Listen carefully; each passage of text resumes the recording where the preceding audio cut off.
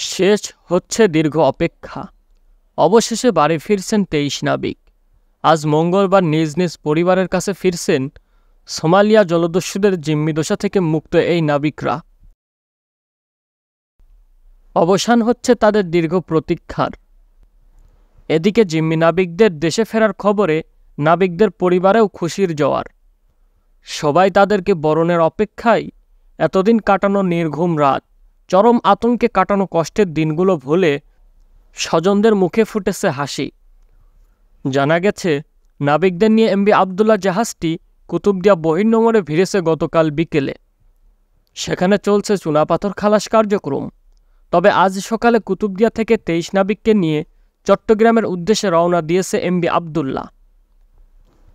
MV জাহানমণি ৩ নামে একই কোম্পানির আরেকটি জাহাজ দুপুরের পর যে কোনো সময় চট্টগ্রাম বন্দর এনসিটিতে পৌঁছাবেন নাবিকরা। সেখানে তাদের বরণ করে নেবে পরিবার ও স্বজনরা। এনসিটিতে নাবিকদের সংবর্ধনা দেবে চট্টগ্রাম বন্দর কর্তৃপক্ষ। এরপর আনুষ্ঠানিকতা শেষে নাবিকরা স্বজনদের সঙ্গে বিভিন্ন জেলায় যে যার বাড়ির উদ্দেশ্যে রওনা দেবেন। গত ১২ই মার্চ ২৩ নাবিকসহ জাহাজটি সোমালিয়া জলদস্যুদের কবলে পড়ে। ৩২ দিন পর ১৩ই এপ্রিল মুক্তিপণ দিয়ে ছাড়া পেয়ে দুবাই হয়ে অবশেষে চট্টগ্রাম ফিরেছে জাহাজটি।